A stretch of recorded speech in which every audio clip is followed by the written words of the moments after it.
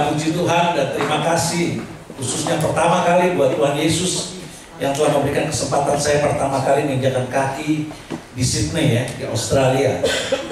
Dan saya berpikir ya memang tidak mudah ya untuk orang masuk ke Australia ya. Karena anak saya tahun lalu dia apply visa ternyata ditolak tahun lalu. Dan saya ya karena ada ide dari kakak saya di tanggal 24 kalau nggak salah waktu itu di bulan Oktober, saya waktu itu ajak mami saya ke Semarang, suruh apply visa. Saya bilang nanti saja lah, saya belum ada rencana.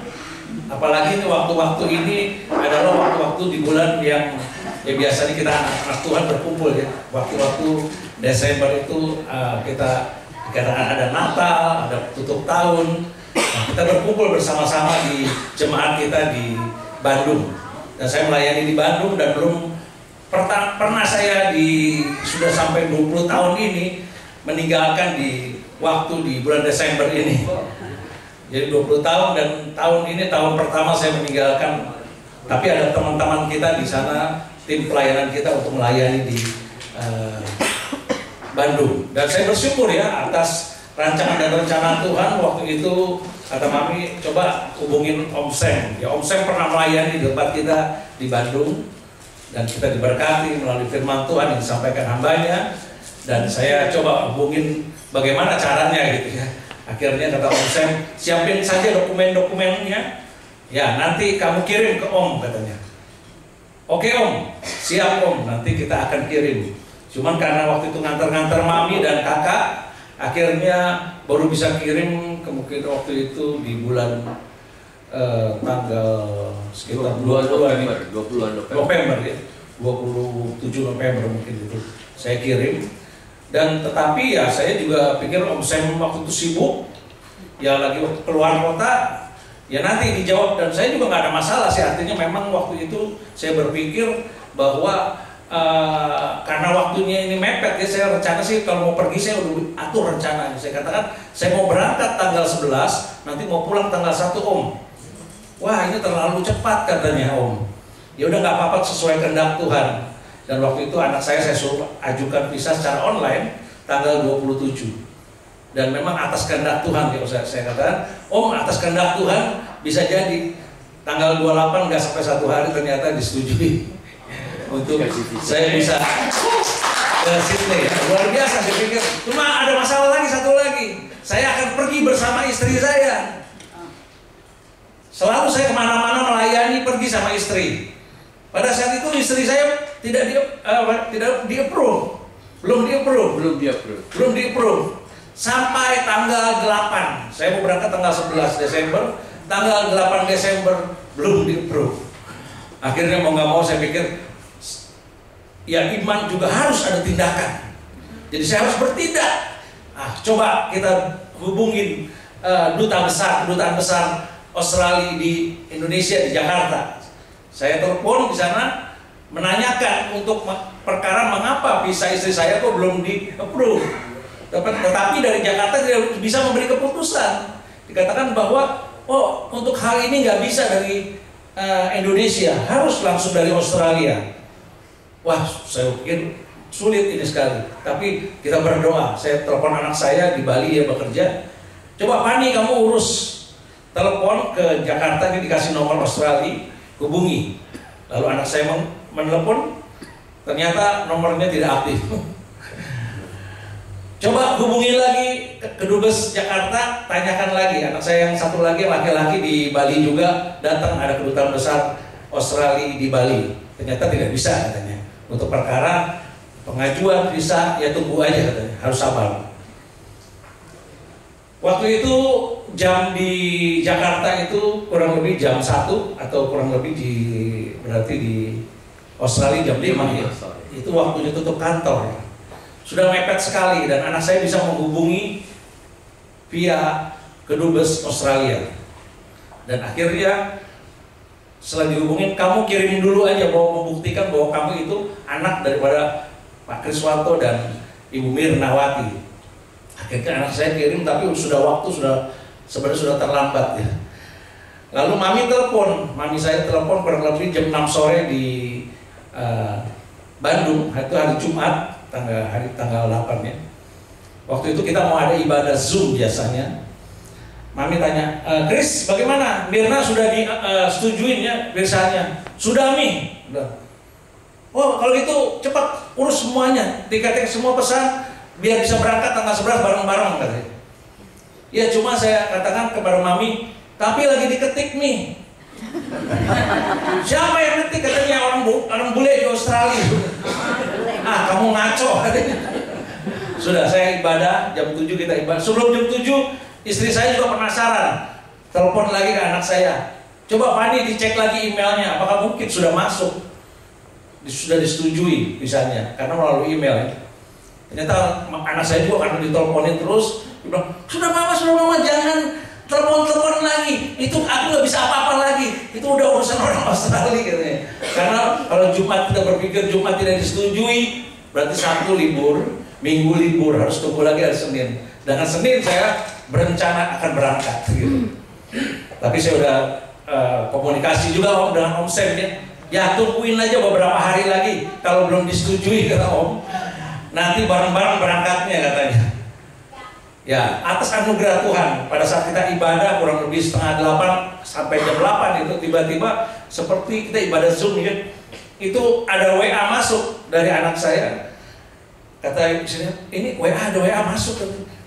Sepertinya ini tulisan dari kedutaan gitu ya. Terus anak saya langsung telepon, Mama katanya, sudah disetujui Mama katanya. Waduh puji Tuhan, langsung kita bergembira. Seperti itu saja kita bergembira. Untuk memasuki sesuatu tempat kita perlu sulit ya, agak ada kesulitan tertentu pindah ke suatu tempat. Demikian juga kita perlu mempersiapkan diri untuk kita boleh masuk di dalam tempat yang telah Tuhan sediakan. Jadi ada rencana Tuhan dalam hidup kita tadi. Indah rencanamu Tuhan di dalam hidupku. Dan kalau kita tidak tahu betapa indahnya rencana Tuhan dalam hidup kita itu, maka akan terjadi kehidupan yang sia-sia di dunia ini. Dan Tuhan tidak mau kehidupan kita itu menjadi sia-sia. Di dunia ini apa yang kita buat ada yang tidak diperhitungkan dan ada yang diperhitungkan oleh Tuhan. Dan Tuhan mau kehidupan kita itu berbuah di waktu-waktu kita hidup di dunia ini. Dan di dunia ini yang singkat kehidupan kita menentukan hidup kita di masa yang akan datang. Dan saya percaya bahwa ada rencana Tuhan, dan Tuhan memberikan kesempatan saya untuk memberitakan kebenaran firman Tuhan kepada bapak-bapak dan ibu-ibu di tempat ini. Di masa tua pun Tuhan menghendaki tiap-tiap kita berbuah. Karena dalam Mazmur 92 dikatakan bahwa orang yang ditanam di lembah Tuhan akan tumbuh subur dan mereka akan berbuah pada masa tua. Jadi jangan berpikir bahwa di masa tua kita tidak akan berbuah lagi. Tetap di dalam kekuatan kuasa Roh Kudus kita pasti akan berbuah. Saya ajak kita membuka satu ayat firman Tuhan. Satu ayat firman Tuhan saja cukup. Karena kalau kepanjangan banyak ayatnya, nggak bisa ketangkap semuanya. Ayat firman Tuhan ini dalam 1 Petrus 2 ayat yang ke-9 dan ke-10. Saya membacakan bagi Bapak dan Ibu dan bagi yang memiliki Alkitab, bersama-sama kita bisa membukanya. Tetapi kamulah bangsa yang terpilih, imamat yang rajani, bangsa yang kudus, umat kepunyaan Tuhan sendiri, supaya kamu memberitakan perbuatan-perbuatan yang besar dari Dia yang telah memanggil kamu keluar dari kegelapan kepada terangnya yang ajaib. Kamu yang dahulu bukan umat Tuhan, tetapi yang sekarang telah dijadikannya umatnya, yang dahulu tidak dikasihani, tetapi yang sekarang telah beroleh belas kasihan. Amin. Sungguh kita bersyukur bahwa dikatakan bahwa tadinya kita bukan orang-orang yang perlu dikasihani, tetapi kita telah mendapatkan belas kasihan Tuhan. Kita telah mendapatkan anugerah Tuhan. Dan anugerah itu didapatkan di dalam Kristus Yesus. Dikatakan tadi oh aku jalan, itu lagunya dulu ya gitu ya, kebenaran dan jalan kehidupan, dan itulah yang Yesus katakan. Dan kita percaya, waktu kita percaya, inilah yang kita harus tahu. Setiap kita, saya percaya di sini adalah orang-orang yang telah percaya kepada Kristus. Dan orang-orang yang percaya kepada Kristus harus mengetahui kehendak Tuhan dan posisi di mana saya dan apa yang saya harus kerjakan, apa tujuan Tuhan memilih saya. Dan dikatakan bahwa tetapi kamulah bangsa yang terpilih. Saudara-saudara di sini semua kita adalah orang-orang pilihan Tuhan. Amin. Kenapa saya bisa dipilih Tuhan? Apakah ini bisa menjadi kebanggaan? Dan bagaimana saya bisa dipilih Tuhan? Yesus berkata di dalam Yohanes 15 pasal ke-16, bukan kamu yang memilih aku, tetapi aku yang memilih kamu. Jadi bukan kita yang memilih Tuhan. Oh, saya pernah percaya sama Tuhan, saya pilih Tuhan. Tidak. Yesus berkata bahwa akulah yang memilih kamu. Inilah yang menjadi sesuatu hal yang luar biasa. Betapa Tuhan itu baik bagi kita. Saudara adalah orang-orang pilihan. Kamulah bangsa yang terpilih. Kita orang-orang pilihan Tuhan bukan berdasarkan perbuatan kita, tetapi berdasarkan perbuatan Tuhan. Kita yang tadinya tidak dikasihani mendapatkan belas kasihan, dapat mendapatkan anugerah Tuhan. Sekalipun kita melakukan aktivitas kita secara jasmani, tetapi sesungguhnya Tuhan selalu ada bagi kita. Waktu-waktu yang telah kita lewati, tadi ada Om ya, umur 86 tahun. Kita semua harus menyadari bahwa kita, karena saya orang pilihan Tuhan. Dan di sini ada rencana Tuhan. Tadi rencana Tuhan dikatakan bahwa supaya Om memberitakan tentang perbuatan-perbuatan ajaib dari Dia yang telah memanggil kita. Waktu bulan Desember ini adalah waktu Natal dikatakan ya. Waktu Natal, gembala-gembala di Padang diceritakan. Mereka biasa berkumpul secara alamiah, mereka berkumpul di Padang pada zaman itu untuk mereka mengurus dari peternak-ternak mereka. Pada saat itu datanglah malaikat dan mereka semua menjadi takut. Dan waktu itu firman Tuhan kepada gembala-gembala di Padang itu, jangan takut, aku memberitakan kesukaan besar bagi kamu. Apa kesukaan besarnya? Bahwa telah lahir juru selamat di kota Daud. Di waktu itu dijelaskan bahwa sukacita besar atau berita sukacita adalah Yesus lahir. Dan bagi kita sekarang, Yesus sudah mati bagi kita. Yesus sudah bangkit bagi kita. Dia bukan cuma sudah mati, tetapi dia sudah bangkit bagi kita. Dan inilah kesukaan kita. Dan kita menjadi orang-orang pilihan karena kematian Kristus di kayu salib dan kebangkitannya. Dan barang siapa kita yang percaya bahwa dia mati bagi kita dan bangkit bagi kita, maka kita juga harus memberitakan tentang kuasa kematian dan kebangkitannya. Sungguh luar biasa kalau kita mengalami dan kita mencoba untuk berbuah bagi Tuhan. Bukan dengan kekuatan kita dapat kita memahami dan mengerti kehendak Tuhan. Tetapi bila mana kita membuka hati kita pada hari ini, Tuhan, saya mau berbuah bagimu, Tuhan lagi akan mempersiapkan bagi kita untuk kita berbuah, untuk menemui jiwa-jiwa yang perlu kita katakan, kita beritakan bahwa Tuhan Yesus sanggup menolong kamu. Amen. Di dunia ini banyak kesusahan pasti ya. Saya percaya ya, enggak cuman di Sydney tidak ada kesusahan. Saya lihat kemarin jalan-jalan, saya lihat ada orang-orang juga gelandangan. Ternyata di sini ada juga orang-orang gelandangan yang susah hidupnya. Dan banyak orang-orang yang susah yang akan diperhadapkan kepada Bapak Ibu yang ingin berbuah. Siapa yang ingin berbuah bagi Tuhan? Amen. Yang ingin memberitakan perbuatan-perbuatan yang ajaib. Dan Tuhan sedang melihat saudara yang mengangkat tangan. Amen. Dan dia sedang menskenariokan kita untuk mengalami buah di tahun ini dan di tahun depan. Yang kedua dikatakan bahwa selain kita adalah bangsa yang terpilih, dipilih oleh karena Kristus, kita adalah imamatnya yang rajani. Imamat adalah imam yang bertugas untuk melayani Tuhan di bait suci. Waktu itu ada kemah suci, setelah itu ada bait suci. Dan tidak semua orang boleh melayani Tuhan. Di zaman perjanjian lama, ada 12 suku Israel, hanya satu suku yang dipilih oleh Tuhan untuk menjadi imamnya, yang boleh melayani di dalam rumah atau di dalam kemahnya, yaitu suku bangsa Lewi. Tetapi oleh karena Kristus dikatakan bahwa tadi kita disebut adalah imamat yang rajani. Kamu imamat yang rajani. Jadi saya ingatkan dan saya beritahu kalau yang belum tahu, tapi saya ingatkan yang sudah tidak ingat bahwa semua kita ini imam. Artinya kita dilayakkan untuk melayani Tuhan dan harus melayani Tuhan.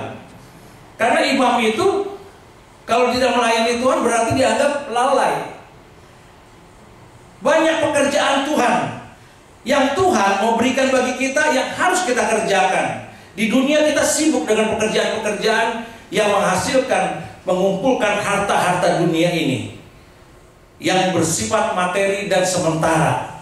Tetapi sesungguhnya ada sesuatu tujuan Tuhan yang memanggil dan memilih kita. Dikatakan bahwa saya ingin menjadikan kamu imamatnya. Kamu ingin aku jadikan imamatku, yaitu orang-orang yang melayaniku, tapi aku belum layak karena aku masih banyak sibuk. Mungkin begitu ya. Nanti kita akan lihat bahwa Tuhan sudah melayakkan kita, bahwa waktu Dia memilih kita tidak salah. Jangan berpikir, waduh saya Tuhan nggak bisa apa-apa, kenapa Tuhan pilih saya gitu ya. Ya itu udah anugerah ya. Tapi kalau yang tidak bisa ataupun belum bisa, mau bisa, Tuhan akan kasih bisa. Saya lahir dari keluarga yang tidak mengenal Tuhan tadinya.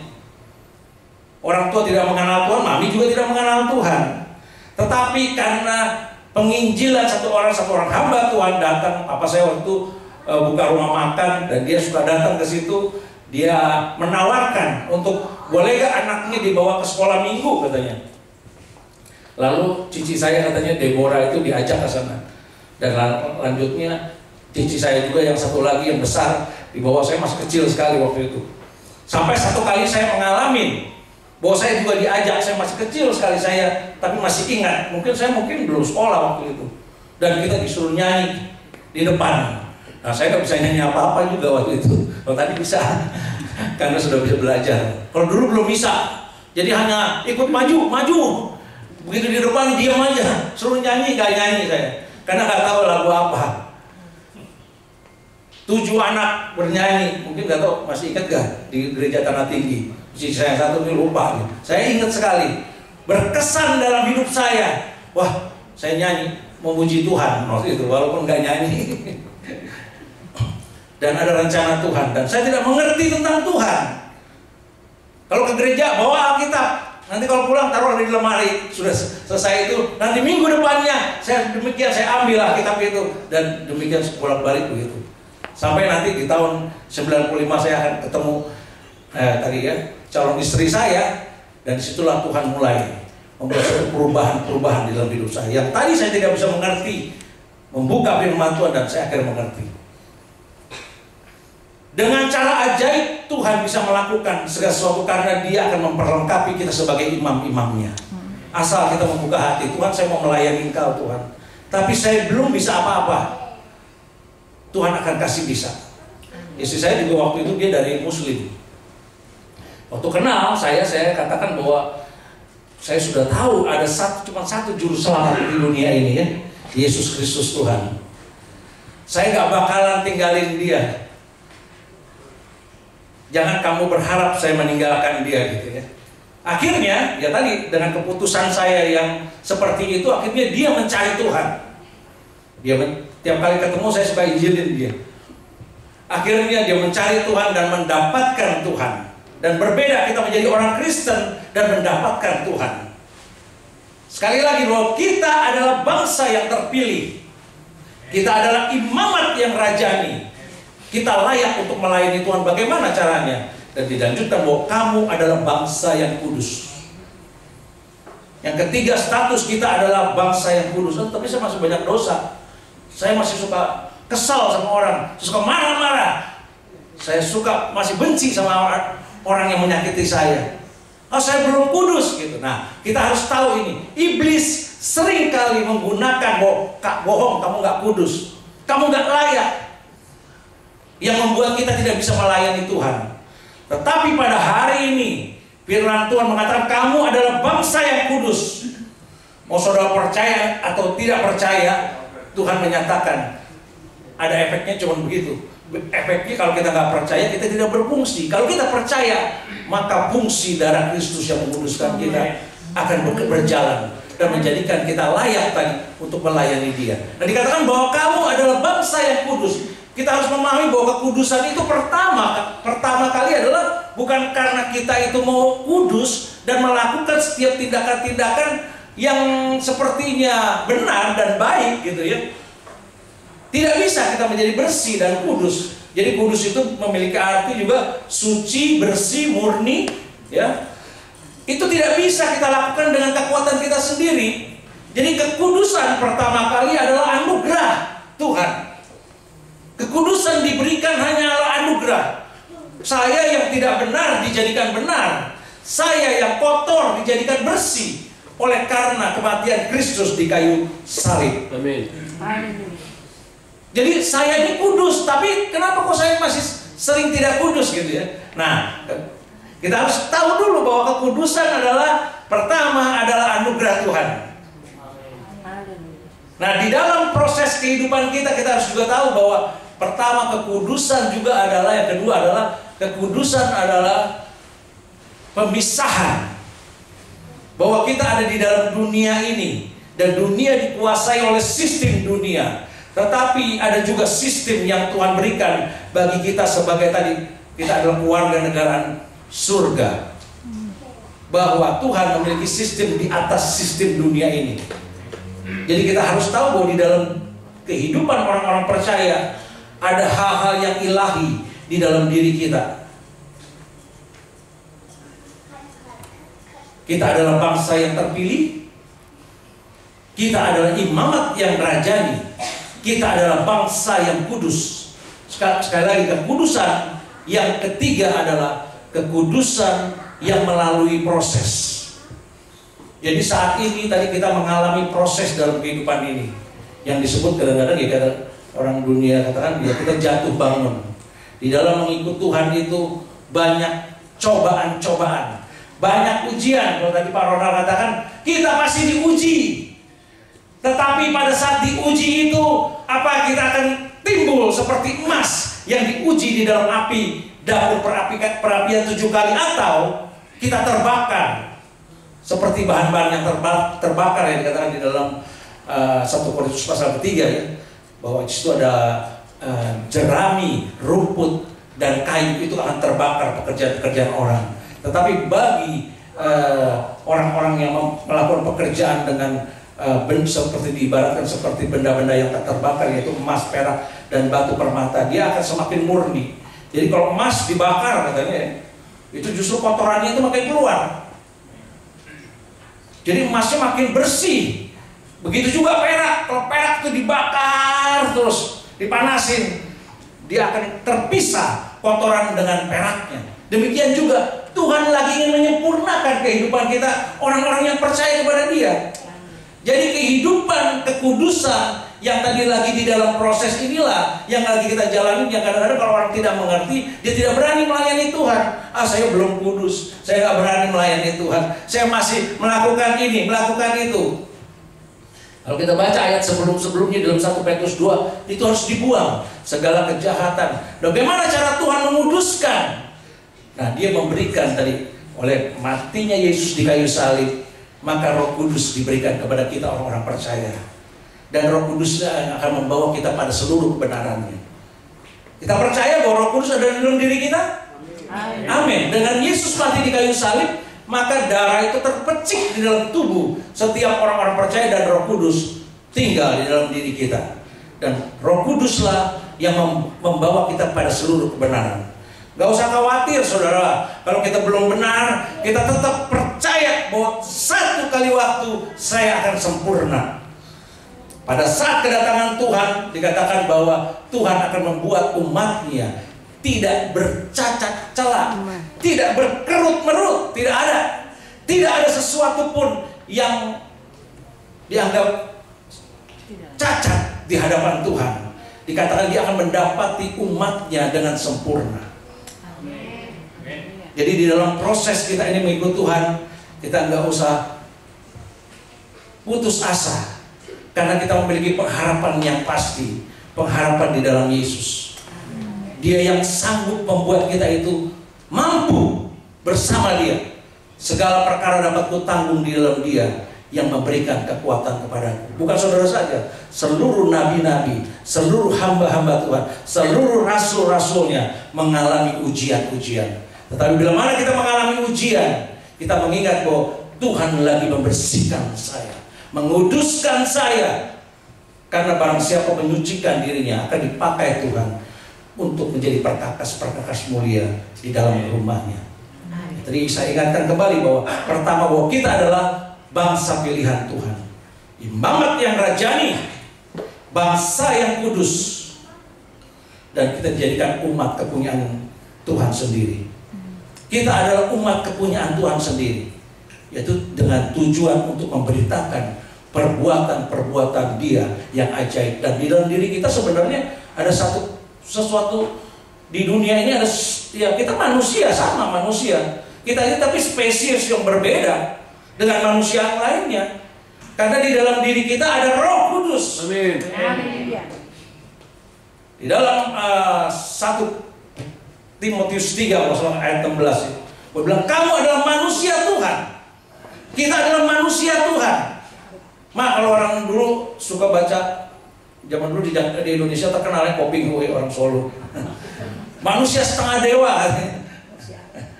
Nah, demikianlah kita begitu. Sebenarnya di dalam diri kita begitu luar biasanya. Ada kesaktian yang kita tidak tahu. Yang begitu kita keluarkan, maka dia akan mengalir kuasa itu. Amen. Dan saudara ini dibuat oleh Tuhan berbuah di hari-hari masa-masa ke depan dan sekarang ini. Siapa yang percaya bahwa akan berbuah? Amen. Jadi waktu saya ketemu istri saya, dia itu mau dioperasi sebelumnya. Dia belum jadi istri saya. Dia bilang, saya mau dioperasi ini katanya. Waktu lalu pernah dioperasi paha sebelah kiri atau kanan, dia bilang. Saya juga udah lupa itu. Terus saya katakan gini ke dia aja, terus dioperasi, mau nggak kamu nggak usah dioperasi ya? Bagaimana caranya? Saya cuma memberitakan bahwa saya tahu Yesus itu bisa sanggup menyembuhkan. Kamu pegang aja benjolan kamu itu dalam nama Yesus, nanti sembuh katanya. Setelah itu 1 bulan saya tak lihatin kok nggak dioperasi. Kalau operasi kan saya dengar. Saya tanya, kamu itu nggak jadi dioperasi ya? Sudah disembuhkan Tuhan ya? Jangan bilang anggap itu kebetulan. Dan disitulah Tuhan memperkenalkan betapa Dia itu berkuasa. Dan bukan sama satu orang lagi, ada satu orang lagi, ibu-ibu.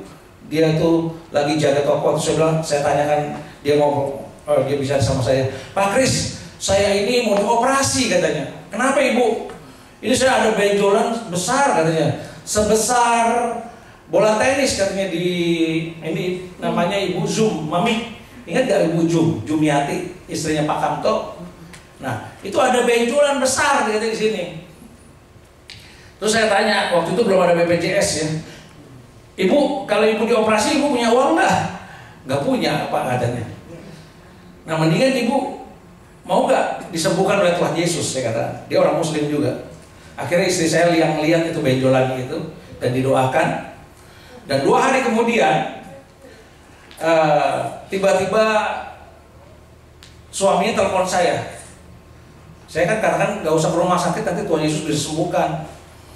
Telepon saya, Pak Kris, ini gara-gara Pak Kris katanya, istri saya nggak mau diajak ke rumah sakit. Sekarang dia sakit katanya. Katanya Tuhan Yesus bisa sembuhkan. Padahal saya tahu dia bukan takut ke rumah sakit karena saya, tapi karena dia nggak bisa bayar. Wah, saya juga jadi hati saya pikir secara manusia, kalau ada apa-apa nanti saya bisa disalahkan. Terus saya bicara ke istri saya, ayo mah, siap-siap, kita mau ke rumahnya Pak Kamto itu. Istrinya sakit, Jum, kita mau ke rumah sakit aja katanya. Dia nggak mau dibawa ke rumah sakit. Dalam hati saya secara manusia ya udah aja, kalau dia sakit menderita ya bawa ke rumah sakit gitu. Tapi di situ pada saat saya dalam perjalanan, Tuhan bekerja. Ya, saya juga tahu Tuhan bekerja waktu itu. Pokoknya Tuhan bekerja. Saya sampai rumahnya, saya gedor-gedor, ada kurang lebih 1 jam perjalanan dari rumah saya ke rumahnya.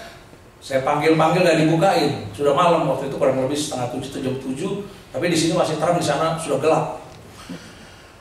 Gak dibuka, tapi saya lihat bayang-bayang di rumahnya tuh waktu itu ada celah-celah, kok kayak ada orang bergerak gitu. Akhirnya dibuka pintunya. Pada saat dibuka, saya tanya sama dia, saya panggil aja, "Kamu toh, gimana istri kamu? Ayo kita bawa ke rumah sakit." "Gak usah Pak Kris," katanya. "Hah, kenapa?" "Saya sudah pecah sendiri," katanya. Benjolan itu pecah sendiri dan Kamto ini cuma beli 1 gulung kapas segini.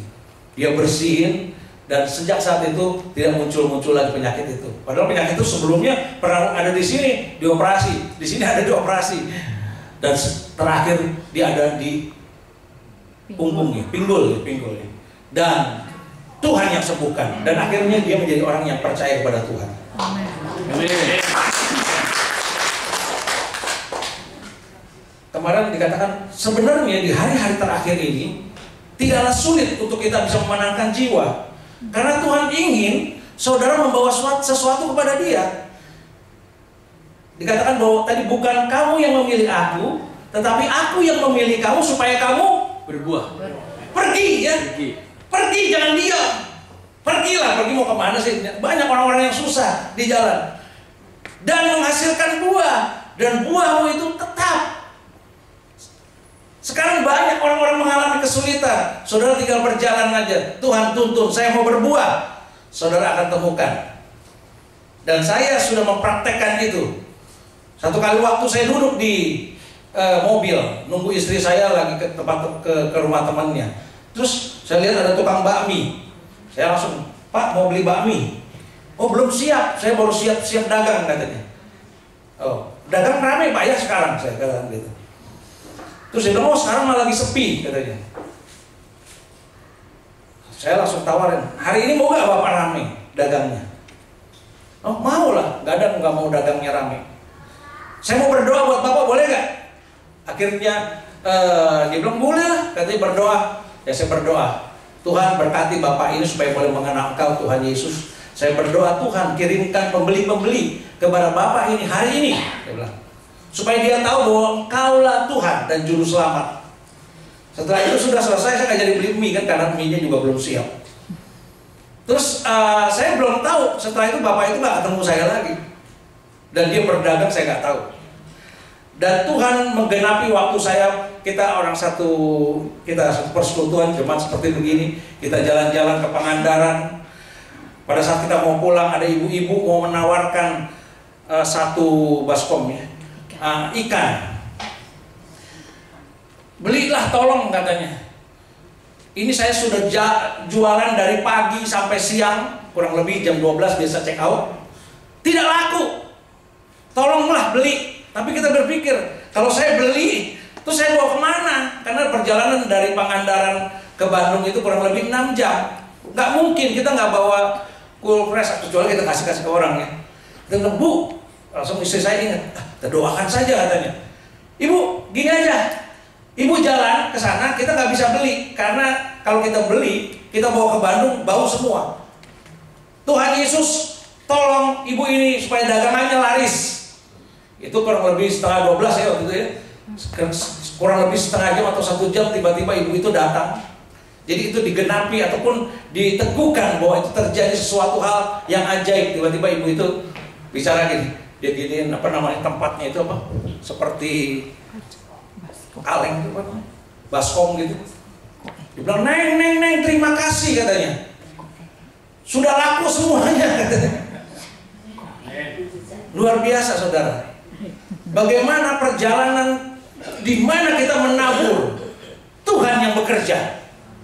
Amin. Tuhan ingin kita memberitakan perbuatan-perbuatan yang ajaib daripada Dia yang sudah memanggil dan memilih kita. Amin. Satu kesaksian terakhir, saya tidak tahu itu waktu itu ada orang dari mana yang dia menjadi penginjil di Bali. Waktu itu saya berkesempatan datang ke Bali. Pada saat saya ke Bali itu saya bingung, "Tuhan, saya mau ngapain di Bali ini?" Ya jadi Bali ya jalan-jalan lah katanya. Yaudah, saya sudah jalan-jalan ini. Nah, tiba-tiba saya pergi ke satu pantai yang disebut Pantai Padang-Padang daerah Uluwatu. Di situ ada pedagang-pedagang souvenir. Dan saya waktu itu bawa anak saya kecil, masih kecil-kecil. Dan istri saya ini nggak berani kalau dia turun-turun naik yang terlalu curam. Dan pantai Padang-Padang itu untuk ke pantainya itu harus turun tuh curam sekali, pakai tangganya dari kayu. Dia bilang, "Mama tunggu aja di sini ya. Papa bawa anak-anak ke bawah." Ya, aku tunggu aja di sini. Nah, disitulah Tuhan bekerja, menyaksikan betapa orang yang menabur itu tidak akan sia-sia. Amin. Waktu kita menabur kebenaran, kita akan menuai kebenaran.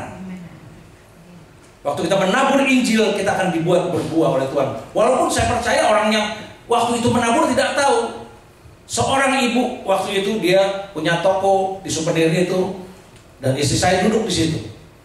Pada saat istri saya duduk di situ bicara, ngobrol. Ibu sedang membuat Sesajen. biasa orang Bali itu bunga-bunga itu untuk sesajen. 2 atau 3 kali sehari mereka harus buat sesajen itu. Kata istri saya, "Oh, kalau saya sudah tidak seperti itu ibadah saya." "Bagaimana ibadahnya?" "Saya ibadah kepada Tuhan Yesus," katanya. Kalau istri saya katakan begitu, "Oh, kepada Tuhan Yesus," katanya. Langsung ibu itu bilang kepada istri saya gini, "Ini toko saya ini yang kasih Tuhan Yesus," katanya. "Lah, bagaimana ceritanya?" Nah, baru dia bersaksi. Ternyata walaupun dia orang Hindu, tadi ini dia nggak tahu Tuhan. Ada misionaris datang ke Bali itu, dia jadi tukang pijit katanya. Dia kerjaannya cuman membagikan traktat aja. Jadi ibu ini adalah pedagang asongan. Kalau saudara ke Bali banyak tukang asongan ya. Nanti ibu ini dikasih traktat. Dia baca, saya baca katanya, bahwa ada Tuhan Yesus tadi. Dan akhirnya satu kali waktu dia minta didoakan oleh yang membawa traktat ini, "Bisa gak doakan saya? Apa yang ibu butuhkan?" "Saya ingin punya toko, saya capek," katanya, "muter-muter terus," katanya. "Ya udah, didoakan ya ibu ya, Tuhan Yesus kasih toko ke ibu." Makanya dia katakan, "Ini toko ini dari Tuhan Yesus." Betapa luar biasa. Saya percaya yang doakan itu juga sudah nggak tahu, tapi berbuah. Dan saya meneguhkan lagi, saya katakan kepada ibu ini, "Ibu, nggak kebetulan saya datang ke sini, ingin meneguhkan pada ibu supaya ibu beribadah kepada Tuhan Yesus." "Loh bagaimana? Saya kan harus kasih sesajen." "Ya ibu, buat aja seperti biasa orang Bali melakukan, tapi ibu persembahkan kepada Tuhan Yesus." Bahwa sesajen ini bukan kepada dewa-dewa yang dianggap di sana, tetapi dipersembahkan kepada Tuhan Yesus. Sebentar lagi ibu akan menemukan, tapi memang di daerah Uluwatu itu kan nggak ada gereja ya, karena itu jauh sekali di ujung sekali Pulau Bali itu di ujung. Tapi saya langsung bernubuat bahwa sebentar lagi ibu, nanti kalau ibu berjalan-jalan nanti ibu dengar ada orang nyanyi-nyanyi, nah ibu masuk saja situ. Lalu nanti ibu ikut di situ. Dan saya sampai sekarang nggak ketemu lagi, waktu itu zaman handphone belum seperti begini, jadi nggak tersave dia. Saya percaya dia sekarang sudah menjadi orang yang beribadah pada Tuhan.